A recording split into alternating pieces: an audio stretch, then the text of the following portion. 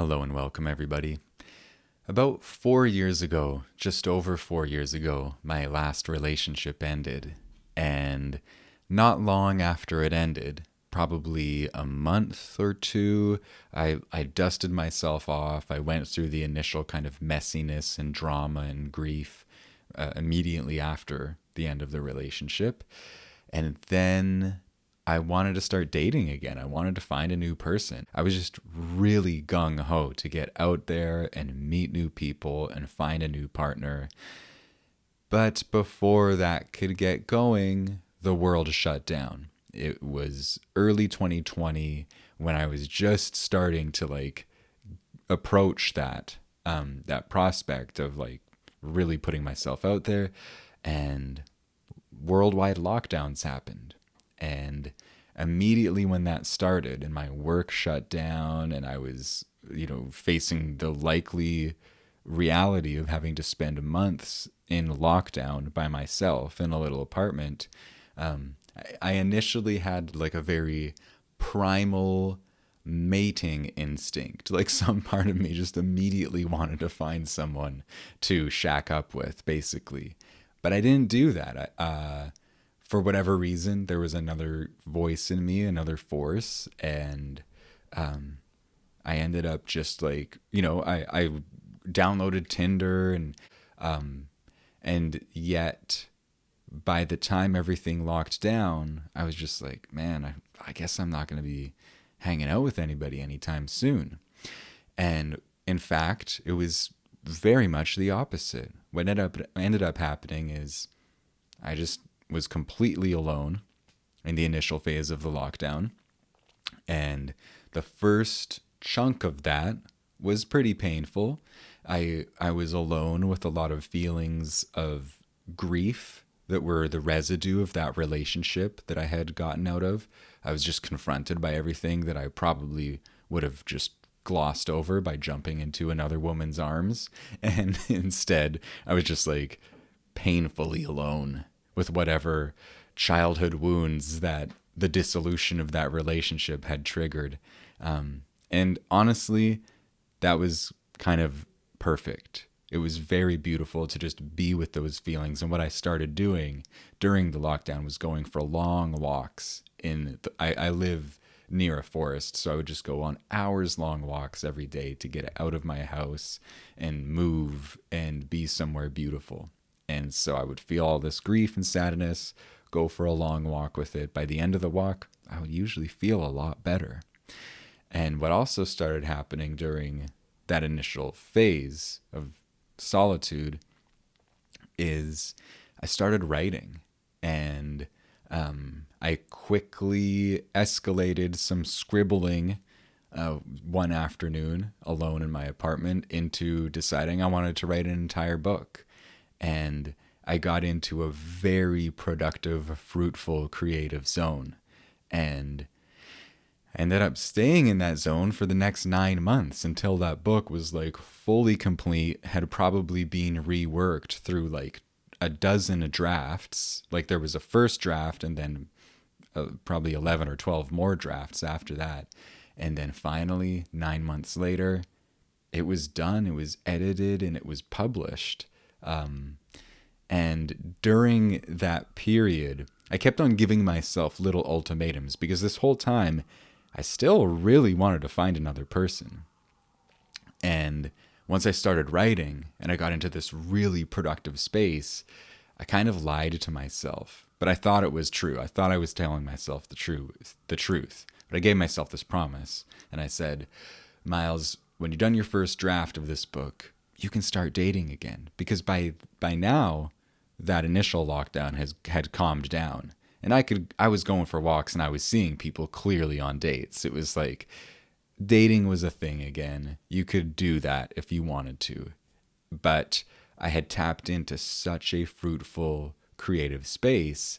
I thought it would be absolutely insane to destroy that by getting infatuated with a woman, because my last relationship had been very dramatic and intense, and I knew there was no way on earth that I would be able to sustain the kind of creative focus and clarity that I was in writing this book if I were to fall in love with another person immediately. Because my last experience of it was totally ungrounding and destabilizing, and it was beautiful, and I was grateful for it. I am grateful for it. But I just, I knew myself well enough to know that if I wanted to see this project through, I probably should stay with it. And there was something about it that felt like being in love. I mean, it didn't feel like being in love. I was in love, and I had all or many of the physiological symptoms that I would experience when falling in love with a woman. Like this glowing euphoria and this constant daydreaming about, in this case, the writing and where I was going with it next. I wasn't thinking about how I kissed somebody the other night or the conversation we had or how much I want to hold her or whatever. I was thinking about the writing and, oh my, I can't believe what came through me today, and I wonder where it's going next. And yeah, it was just this like passionate, exquisite love experience that was also quite painful and arduous and harrowing, just like a lot of relationships. Anyhow, so when I finally finished the book, that once again, I told myself, okay, now I'm going to start dating again. But immediately after publishing it, I realized I had to figure out how to market this thing. I had created this book, and a handful of people who knew me bought it, and some of them really, really loved it, and they wrote reviews and they sent me messages, and it was very touching and heartwarming. But I realized I had a huge mission ahead of me because I'd been living like a hermit, not just for the last 9 months, but really for like the previous like 7 years. I had been on this very kind of like solitary monkish phase of life. So I pushed it back again. I'm like, well, Miles, bad time to start dating. Don't do that right now. You got work to do. And I kept on doing that again and again. I would kind of give myself these empty promises of, oh, you can start dating again once you've finished this, once you've gotten to that. And eventually I just stopped making those silly promises because I think I started to realize like something's different now. Like, at the start of that lockdown, I was like really wanting to fill my life with another person. Whereas now I've got some things that are very exciting and beautiful that are filling up my life. First, it was the writing. It was also developing more of a relationship with nature because I was going for walks in the woods every day. And over time, over a few years, that slowly developed into this very beautiful, intimate connection of like studying the plants and the seasons, starting to harvest certain things for medicine, and rekindling this deep spiritual intimacy with the land that I had in a previous chapter of my life. And then I started reconnecting with my family, who I had not been in contact with for years, and that was a very intense and awkward undertaking to kind of walk back into some relationships that I had walked away from. And yeah, it was no small undertaking. And it felt like I was much more present to that, again, because I had all of the space in my life to focus on these things. And again, it was a difficult thing, but it was absolutely necessary and beautiful and just so incredibly important to return to those relationships, to heal those relationships, because it just felt like getting myself back. And yeah, so during this period, which now has stretched on for 4 years, eventually I stopped, I guess, putting off dating and eventually got to a point where I was like, okay, I think that what is happening is my life does have a lot of love in it. So I don't have the same kind of crashing neediness, clawing for another person. to fill me up.